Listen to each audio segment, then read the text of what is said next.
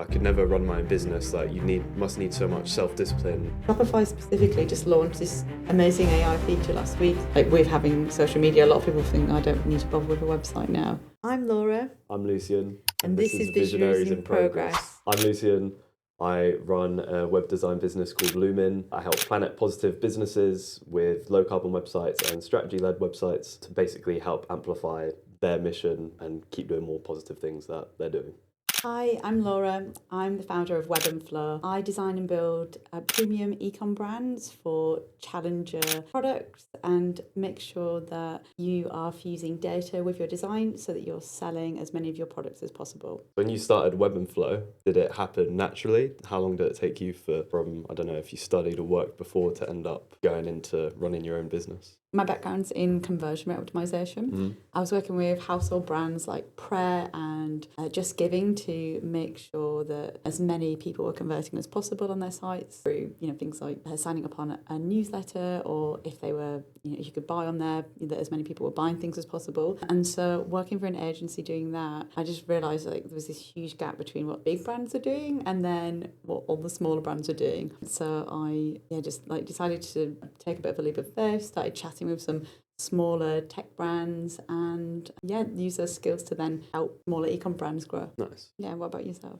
Yeah, I feel like mine was I always wanted to start my own business. Really? Yeah, from like a young age. But I was actually studying mechanical engineering at uni. Oh. So it's not exactly like related to what I do now, but my plan was always graduate uni, create some business, something engineering related, probably sustainability related. And then it kind of got closer to graduating and I was like, what does starting a business actually mean, especially in engineering? Like, am I going to need space, like money, like an amazing idea? So I started learning to code during my degree. And then I learned software development. So during that, I was like, I can make websites. So I did an internship for a year, basically making websites. So those skills kind of led me on to starting my own business in web development. Then I learned the graphic design and UI and UX and stuff like that. So yeah, that's kind of what led me on to starting my own business.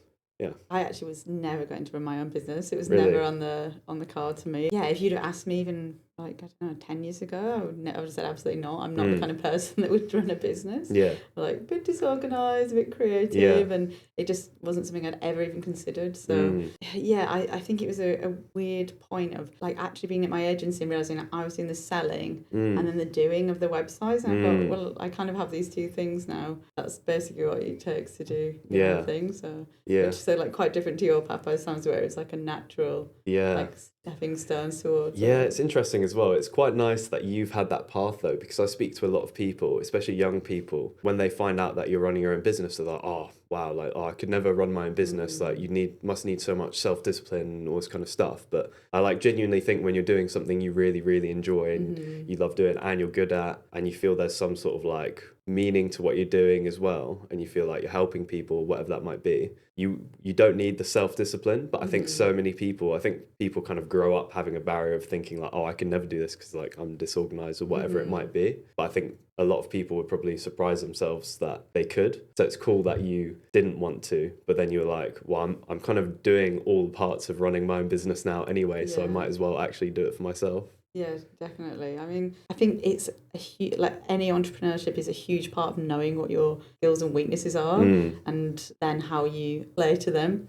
I wouldn't have been probably ready even like 5 years before, but I then learned like which bits I needed help with and which I could then pull people in. I think it's something that maybe isn't discussed enough, is that you don't need to be good at every part of it to be an entrepreneur. And in fact, like so few are, and like your plus sides are your weak sides in some ways. So actually getting either outsourcing for help or like creating structures and systems to play to your strengths is the best way I've found. So like for me, to help me stay on track, I use lots more systems, and I probably would. I just spent more time up front doing that. Yeah, definitely. What about you? What kind of challenges have you found so far? Yeah, it's definitely like, I thought I'd figure things out easier. I remember when, I think it was the engineering brain that I developed, like problem solving. I remember thinking, you know, if things ever aren't working out or I can't figure out how to make more money, whatever it might be, grow my business, I'll be able to just like look at it as a sort of system and figure it out. And I realized how sort of naive that was.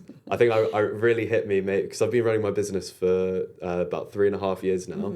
I think it really hit home last year when I had a really quiet period, and I was like, I had a little flashback to what I told myself, being like, "Go on, mate, just figure it out then. Like, why can't you figure it out?" So yeah, and I think, like you say, you're not supposed to be good at everything to be able to do it, but it's just like learning. And I think something I've learned recently is getting advice from other people, because I think there's only so much that, or so far, that hard work and I'll just learn how to do this myself can get you sometimes. Sometimes you need that like experienced head to save you, like, you know, weeks or months or years of time doing something that you wouldn't have ever figured out to do for yourself. Yeah, it's so true. You got, it's a classic, like, you don't know what you don't know. Like, yeah, exactly. You can do all the Googling and all the kind of like, how would I go about this? And first-hand experience is so beneficial, which I think, looking to people who've either done it before you in the exact same sector as well is really helpful.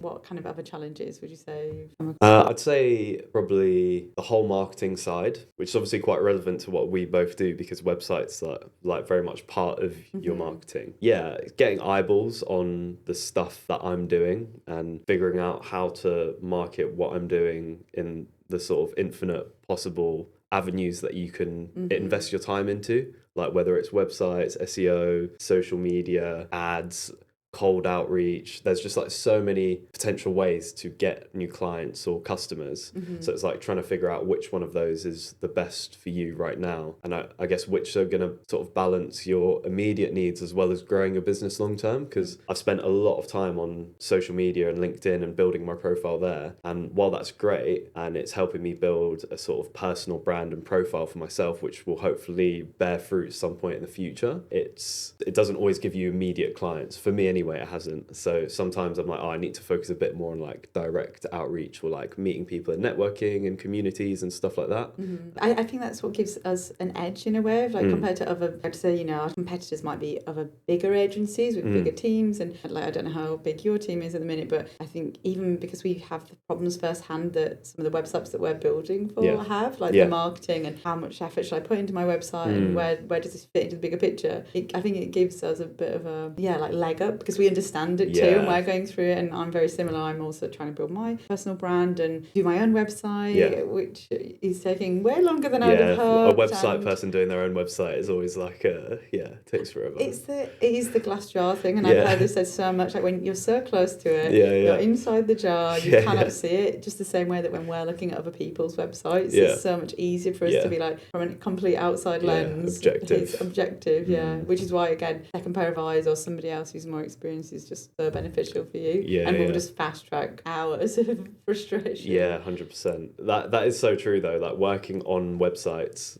has been such a blessing, because you get an insight into everyone else's business, so like you gain a bit of experience from that. I don't know if has marketing been like your main challenge that you've faced with your business? Or I'd say marketing and like how to package my experience, because my background's in conversion rate optimization. A lot of smaller brands haven't heard of that term. You know, they're not at the point where they're looking to scale and optimize. They've not got the traffic or they've not got the conversions, so they're then trying to take that and create a story around it, like, but also utilize that in just building the websites themselves. So I'd say it's probably like the messaging within the marketing, and also the other thing is probably like my offers and how to package that. I went from being retainers, working like across lots of different clients, and I think because I go quite deep with them, it's not just like design done. I would look at, you know, like the data and then how they're positioning themselves, their products in the market, and I found I was just spreading myself so thin initially, working like, imagine like diving into 4 different people's businesses across a week, which is a lot, I think. And then the time for my own brand was just non-existent. I just left it and dropped it to the bottom. But that's been a bit of a figuring out process. And I now work more sprint and project style, which gives me like really deep knowledge of that brand for a certain period of time. And then I kind of come away and I've then been able to focus on building my own brand a little bit more on things like LinkedIn and do more Yeah. marketing. So it's definitely working better than that Yeah, was. yeah, I feel you on that because like I do a lot of strategy work with my clients before as well because it's like you say, I don't want to just design them something for the sake of designing them like a pretty thing. I really want to think about their business goals, their target audience, and make sure it's something that works for them. So like for those deep dives of like really looking into their business are they take time, and they're also not the sort of prettiest thing to sell because not people don't always want that a lot of the time. I don't know if you experience this. People come to me asking for they like, oh, we just want a website that will do X, Y, Z, but they maybe haven't got the reasonings. Money. Yeah, it makes sense. So yeah, it's like packaging that and selling that in a way that's appealing to people. I don't think people necessarily realise how much a website underpins everything.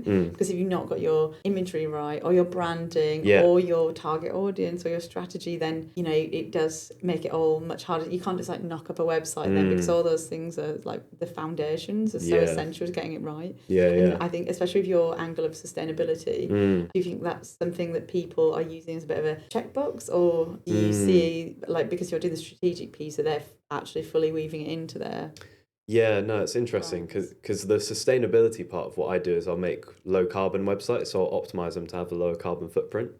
Yeah, it's cool. It's really fun. It was kind of a thing that I walked into accidentally. So I put my own website through a carbon calculator, which you can do that all free. And then I got a really good score. I was like, oh, cool. So it turns out the way I was building websites is pretty eco-friendly. It's probably got a really nice crossover with what you do because by making your website more eco-friendly, you're just making it more lightweight. So it's more performant. It loads quicker. And then faster loading websites are higher converting by like nature. Yeah, of course. So yeah, there's probably quite a good crossover with like Shopify. I don't know if I've looked into Shopify low carbon stores. I was just going before. to say that. Do you think certain platforms are better for being low carbon, or is it just more how it's built, like the code within that is built? Yeah, so it depends. There's heavier website builders where you don't really get as much say of what's going in there. So like Squarespace and Wix and stuff like that can be a bit heavier.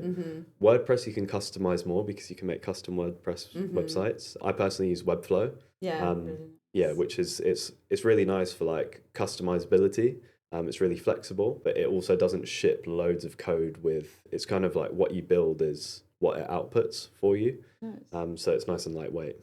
How do you find the balance between? I get this a lot with like clients want to use loads of rich data, say imagery and videos and that type of thing on your website are so useful now, and they can help conversions. But then if they're too heavy, then conversions can go down because it takes ages to load. So how do you balance that? Yeah, so it's tricky because like I've worked with a photographer, for example, and like you can't, what you're supposed to do. And like it really depends. If you've got a business or a client who's really they've come to me because they want a low carbon website, they're probably more open to hearing me out of being like, I know you want to include like a video in the header or whatever, but that's super heavy. It's it's opposite of lightweight, opposite of making like a low carbon website. So maybe we could think of like a different solution to like what you're trying to achieve. What kind of look or feel you're trying to achieve, and that all happens in the design phase as opposed to the development. But then when you're actually building the website itself, it's optimizing images, like compressing them and stuff like that, which just makes a huge difference. That's great. It makes a lot of sense. I think sometimes they think they want a video just because they see other people doing it, but it's so important to clarify like what are you trying to achieve from this. And I think that's where the like strategy piece comes into websites much more than people think. It's not just make it look pretty and look good. It's like what are your goals, where do you want to get to. And then on the note of I guess things like TikTok Shop and other like social media offering the opportunity to be able to sell, where do you think websites' position is now? What place do you think they still have? What amongst social media and stuff like that? Just being able to shop directly on social media, because I guess I don't know how many e-com or like direct sale type brands you do, but do you think it's important, even if you're not selling something, like with having social media? A lot of people think I don't need to bother with a website now. I mean, obviously biased, but I think it's massively important because the way I always see it is your website is the one place where you've been able to make that look exactly how you want. So if someone lands on that and it doesn't look very professional, which you see a lot with like when people have DIY'd their own website and they've like messed around with it and it doesn't look professional anymore, the spacing's inconsistent, the colors might look strange, that's the one place where you've you've actually, it's like your house. It's like you've actually had the ability to make that look how you want, and it doesn't look professional. So people will judge your business and your business's like quality based on that. So yeah, I think it's massively important because and it gives you so much opportunity to impress people and give people like a really great experience of finding out more about you or like buying products or anything like that. Yeah, what about you when it comes to Shopify? Because I'm not too versed with the TikTok shop and stuff like that. I've only worked on a few e-commerce sites myself, so I'm curious how you find it. I mean, I think you just have to look at all the carnage that went on with TikTok recently just to show how important it is. Like they can just turn it off at the blink of an eye, and so your website, I think, got just so much stronger ability to own it. Like own the design, own your customer, own the communication with that customer. I think things like TikTok and Instagram, being able to shop in there is actually just an added benefit. It's getting your product out there to other people, and you're getting the exposure, but then you don't get to control things like average order value or suggest like product discovery and helping them maybe add a couple of things to basket. So I think you're kind of limiting yourself if you just rely on that and don't have a website, or even nurturing. Like if you've got a product that you want people to buy on repeat, they don't offer subscriptions and things. But yeah, I think the main thing is just that you don't own the channel. Like it's rented space, I think, as they always say. It's so much nicer to be able to build like a proper relationship with your customer instead of just seeing them as like somebody that comes to your social page, buys and done. It's more of like a long-term play, I would say. Yeah. I feel like because a social media profile, whether it's for e-com or just the brand building, whatever it is, it's a template of the same thing that everyone goes and you customize it with your photo and a banner and maybe some text and stuff like that. But is everyone seeing the same thing? So like when you can actually customize that and people can really see what you're about as soon as they land on your website, you've got so much control to create a look and feel and like a experience of when that person first lands so they can just instantly get what you're about without having to read, your strap lines and stuff like that. They'll just get it from the look and feel of your website. So yeah, it's and it's like social media is still super important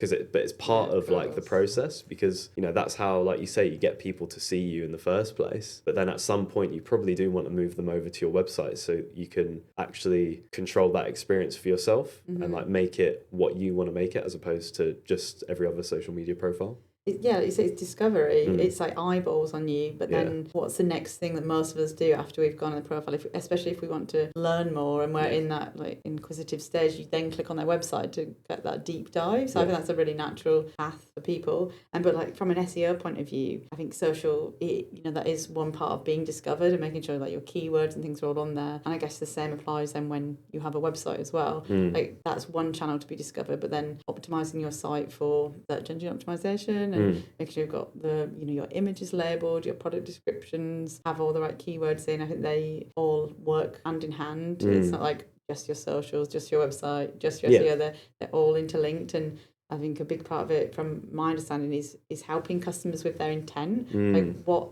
are they actually looking for? And are you delivering on that when you show them the page? And so then even just thinking about the order of information that you've got on there, do you show them the most important things first, or is it sort of buried below? So how do you approach SEO with your clients? Yeah, no, it's interesting because as you were saying that, it's like I think SEO is so much more useful than just the practice of getting more people to see your website. When I've worked with clients, it's really useful and difficult exercise for them sometimes when you think about, well, what do you want people to search for you to come up? Because it's really like asking someone, especially because I work with a lot of service businesses, it's like, what are you defining yourself as in like 2 to 3 words? So I feel like you get a lot out of actually going down or looking at your own SEO and trying to figure out like these search terms that you want to come up for. And I normally approach it in sort of 3 areas. There's the content side, so the keywords and the things that you're saying, what you're calling yourself, as well as creating guides and content. Then the technical side, so that's kind of like how your website's built. Speed, because Google cares about that stuff. Accessibility, Google cares about, which is great. And like general user experience, if people are going on your website and the user experience is poor, they've clicked on your link and then they've probably left quite soon, especially if you've got really slow loading speeds. And then Google will see that people, are leaving. And it's not because your site's not relevant, it's just because it's not built properly or it's built poorly. Sometimes I think it's so hard for clients to maybe understand what actually matters to people. So when they hear like user experience, I think it's really hard for them to put that into a tangible thing. Like, why should I care about user experience? Like, or even the buckets of it, people's intent. Is it an informational page? You can't just sell to people. Yeah. So from a product point of view, I think there's a real temptation to just put products first. And there is a bit of a, there's a whole journey that people go on, like storytelling, or depending on how someone's found you. If it's a high intent channel like Google search or from Google shopping, then you do want to get the product in front of them. Whereas if it's more information like how do I do X, that's making sure something like if you have blogs or that type of content which is more readable and less salesy that you want to get in. So again, I think it's not a one size fits all, like do the SEO thing or just put the keywords on and that's it. Like there's your whole website should be focused around it. And figuring out what works for your brand and your product or service specifically. And use like the perfect word earlier when we were talking about why websites are still relevant even with social media, is that your website's there to like nurture people. It's not just there to sell, whereas your social media is there to like really a lot of the time grow your following. Once people get onto your website, they should really be nurtured with content. With a lot of the businesses I work with, when it comes to content and nurturing, blogs are pretty huge. I don't know if you find similar with e-com or if people don't sort of value it the same. I'd say I'm seeing a big shift away from it actually. It is so important, it does still matter, but strategically I think people are focusing more on like TikTok channels or like the social channels I should say, instead of putting their efforts into a blog. It depends kind of on a couple of things, like what your resources as a team, like can you be putting out more long form content, or like what your skills are maybe as the founder, or what your team has. Like if you're better on video and using social to create more long form content, then that's where they're approaching it. I still think blogs are really important and they do matter, but I've definitely seen people care a bit less. I don't know if because of things like ChatGPT or any or just AI generally are shifting people's views and thinking, well, I don't know that's on. I'm not going to be able to compete with that, so I won't bother. But I still see, from a traffic point of view, blogs get loads of activity and they pull in people who are maybe not familiar with your brand yet, who you wouldn't have acquired otherwise through socials. Like it's a whole new audience. So I'd say slightly less so, but they still really matter. And especially if you want to be seen as an authority in a particular space, it's not, again, back to the point of like not just sell. It shows your passion. It can be about behind the scenes of the brand, what you're working on. It gives you that opportunity to be able to talk about you rather than just being like, here's the product. Which is huge because like not everyone's always ready to, when they're on your website, to just buy. And I've even experienced it myself when I've gone onto a website and I've not just been hit with buy our thing. I've been hit with like this is our mission and stuff like that, and not in just like the sort of boring sort of corporate way. Like they really show that they care what they're talking about. So like a really good example that I've ended up speaking a lot about recently was Oddbox, which is like the they do like wonky veg and stuff like that. Their message and the reason they're doing what they're doing is so prominent on their website, so it really makes you sort of dig deeper. And because if you care about sustainability, you're naturally intrigued and interested to keep going. And then I got onto their sort of blog content and it like fully nurtured me to buying with them, because I was on there consuming content for like an hour, just like reading guides to do with like composting, about like things about their story, why they do what they do and all this kind of stuff. And it just instantly, it worked on me. So whether it's SEO or if it's nurturing, content still, I think has like a massive role. But I think you're right, AI and social media both have sort of played a part in kind of throwing some questions at it, making people a bit unsure of like, is this still worthwhile? And I kind of get it. We're in a real fast pace, like go, and the idea of sitting down and writing a long form piece of content, I think fills a lot of maybe teams with dread, or unless you hire someone in to do that. But like you say, it's so useful still for the more value add stuff like guides and I think that showcasing that you care about what you do, and also email capture. I think that's another thing we've not really talked about. But true. If you that's once you have that kind of first party data, then you can start actually having a proper conversation with your people, so you don't just see it as like come on buy or come on and visit and then do nothing. There's no dead ends. You're then starting to be able to speak to them about updates. And we're always much more cynical now, I think, in terms of brands. We want to take longer over getting to know them, like the touch points that are required.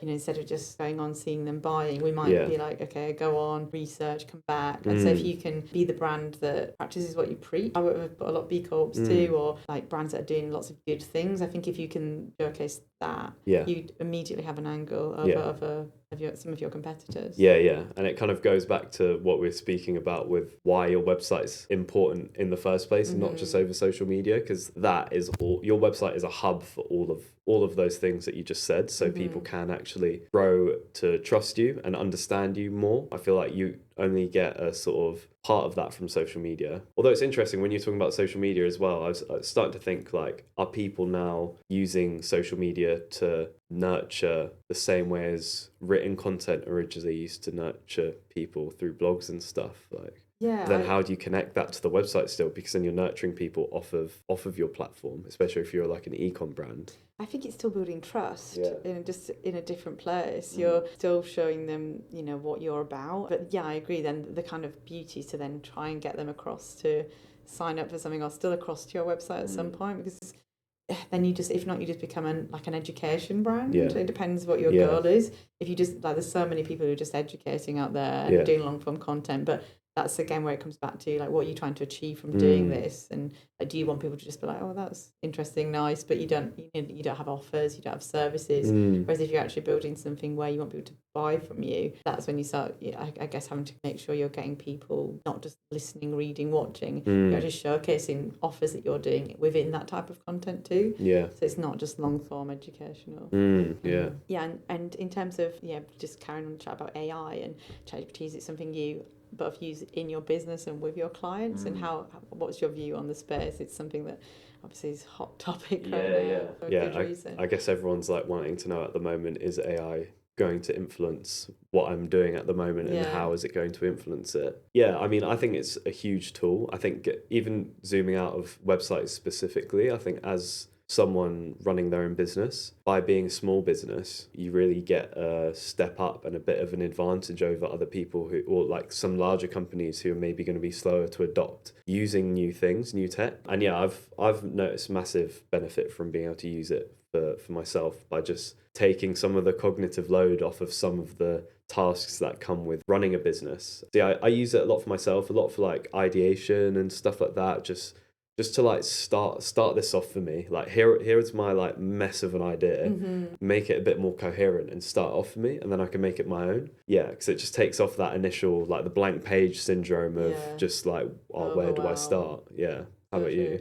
Very similarly, kind of organisation, like help me structure my week, plan my week. Which is really that's cool. Useful. Like, say, these are the priorities I've got on. Help me, make sure I get these things done. And also, I think being like, I'm a one person band, same. Then I want to make sure I'm looking after myself within that too. And it's I guess I'm getting the best out of my clients. But then I would say the other main reason I probably use it is sometimes even to check code. Like, if you get a bit stuck on something and you're like, what am I, you've been looking at it for too long, I'll just like put that in and be like, what, can you help me with this? So troubleshooting, I think. Also for like brand discovery, I found some amazing brands through there that might be potential clients or within the types of space. I think for you, like putting in sustainable challenger brands or people doing good work in this space, it's really useful. And then I would say probably for my clients, Shopify specifically just launched this amazing AI feature last week where you put your brand in that you're building, or product branding. So say you were about to build a candle shop, for example. All Shopify sites start from a theme of some sort, and you can obviously build upon that. And so once you put your brand name in or what you're trying to do with it, it then suggests several themes that you can choose from, narrowing down that part. And then just with a few clicks, you can like pull together a shop really quickly and easily. You'd think, like, from my point of view, it could be quite a scary thing. Building the site for you, basically. My take on it is like, that's really helpful for someone who's just getting started. They have no idea what it's doing. I personally think that they're just making everybody look more cookie cutter that way. Because if they're saying to every candle brand, these are the candle themes that you should be using, everyone will have the same theme, the same look and feel, the same types of features, and that's the bit that AI just can't replicate is the creative Yeah, thing, like so creative much thinking. nuance in that of like how you're actually going to look different. Exactly, like bringing your individual brand to life is a skill. It's not something that I've seen AI do yet. It can, help nurture your creative thoughts and I guess challenge you on where you're going with things. But yeah, I just think that makes everybody then look the same, if anything. Because to me, you don't have to stick to those themes because other candle brands are doing it. There's other themes that might not be as obvious, but you only know that from experience and which themes are good for conversions and which aren't. Yeah. I think it's funny because I remember when I first started making websites, I felt like I was in competition with website builders. Then this was before AI made them so much more like powerful. And I was like, oh, I'm really competing against Squarespace and Wix. And I was like, oh, like Wix is rubbish. Like you should never use Wix, because I felt like I had to scare people away from using that thing so then they would work with me. Then I realized like after long enough that, Wix isn't my enemy. Squarespace isn't my enemy or my direct competitor, because usually people work with me once they've given the DIY thing a go and they're like, all right, I've tried doing this. It's kind of started me off, but it's nothing like groundbreaking, and I now need something a bit more professional, that strategic thought behind it. And I think that it's more, even more so with AI, but now at least people can get like kind of better, a bit more personalized looking starter website. So yeah, it is easy to sort of fear it and be, thinking, oh, like at what point is it going to just completely replace what I do? But I think there's always that need for the nuance and the strategic thinking of like a human who you can speak to, understands your brand and your business, your product, whatever it is, and then like applies all of that knowledge to create something that's super unique for you, looks amazing, it doesn't look like everyone else's website. Yeah, I would say that's one of the biggest reasons people come to me. Is like, I don't want a Shopify template style shop, because I custom code in, none of them do look the same, and I think because what like their brand is and what they're trying to achieve, that isn't replicable from a template itself. But it is a fear of people's. I think of it is just like that generic piece. They just like, oh, I've seen so many like this, I don't want to do like that. And that is when you need an expert in. I also actually sometimes love when clients have DIY their own website first. I always encourage it, because I think you understand, one, how hard it is to make things look good, and two, like the amount of work that goes into a website that isn't just you throw some pictures on and it's colours and then it's done. So I almost am happy when they've gone through that themselves and they're like, look, just you take the reins. It's such an important step, because it is similar to what I was saying with the SEO, where it's figuring out your keywords is a real exercise of defining like what you call yourself. I think making your own website for the first time is a real exercise of figuring out like, what am I about, what do I care about, what value am I bringing, what am I offering people, and you've kind of got to figure that out for yourself, and almost like making your CV or something. And then for you or I, then it's a lot easier to go from, okay, like I can see what you're trying to do here, I know what you're offering, but we can make it a lot better, rather than trying to do it from scratch. And I've worked with the new businesses before, and they've wanted to go straight to the professional site route, and they've not run their own business before, and it's tricky, because then they're going in and saying, oh, I want to offer this and this. I can't tell them any different. I don't know any different, because they've just started out. So how am I going to know whether it's like a good idea or not? Then a few months later they'll come back and say, oh, actually it turns out that people are more interested in this service than they are in this, so like we kind of need to change things. So that DIY step is super important. Yeah, completely agree. I think it's essential for like a lot of it. And then in terms of the future of your business, what have you got coming up and what you're looking forward to? So yeah, it's really working with more businesses who I define as planet positive. So like B Corps, like you mentioned. So it's great that you're working with B Corps, like companies in green tech space, any sustainability related businesses, basically any businesses related to the outdoors. Just really, I feel like it's connecting with my people. It's like, I generalized my business initially, and I just worked with mostly service-based businesses, a couple e-com businesses as well. And it's kind of like, it got to the point now where I'm like, oh, I can work with the people who I really want to work with, who are like similar to me and value the same things I value. I think it builds such a better client relationship as well when you both have the same goal that you're working the same towards. driver. Oh, that's great. That's really cool. Are you doing anything differently this year to make that happen? So So this is kind of why when I was talking about one of my struggles, that I was thinking about how I've spent a lot of time on the social media side of trying to build myself up in this direction. And you can't, because you need to teach people like, oh no, I care about this stuff and I know about this stuff, which is the selling point. Because if you're working with someone who really understands your industry, it's like there's way less communication that you have to sort of be on the same page. But yeah, that a lot of that's been done on social media, and I mainly use LinkedIn as my main sort of social media platform for my business, and it's spending time building that up. But then I've also realized that I need to start getting those direct clients as well. I'd say that's probably been the main shift so far this year, is to start focusing a bit more on getting clients directly and like going to communities and networking events and stuff filled with people that I want to work with, basically, so I can start building up that client base more and more in the area that I care about. Yeah, well, I feel like that as a concept, like now it's so important, the sustainability, green angle. So hopefully there's lots of opportunity for you to go to that type of thing as well. Yeah. Especially being in Brighton. Yeah, exactly. Like, It all kind of lined up. Yeah. How about you? Anything exciting planned for your business? Yeah, I'm also growing my profile on LinkedIn. I think it's such an untapped one. There's some amazing people on there, which I know is way more creative than people think. Yeah, that's the thing. Yeah, you really need that like preface for people, because like LinkedIn sounds really boring from the face of it if you haven't spent time, but there are creator profiles on it now, and people aren't just doing boring sort of job updates and stuff like that. It's so true. I mean, it still is there. Yeah, but it's there. you can Not sift as through much. and find your people much more. Yeah. I would say that, and also I worked with lots of food and drink and like beverage brands last year. I'm already starting off this year working with more lifestyle brands like art gallery and interiors. So really just expanding the type of clients I work with a little bit more, to just, I guess it's really nice to problem solve for different types of brands. I was very much like last year on a like food subscription, like they have like quite similar models, and I'm enjoying the challenges of maybe a higher average order value or higher price point product, and how do we showcase premium brands, and like what does luxury look like when you're comparing your site to these really high-end brands that are very minimal and have nothing on, but obviously as a smaller challenger brand you need to be able to have all those important website features. So that's probably the thing I'm excited about, is just working with different types of clients.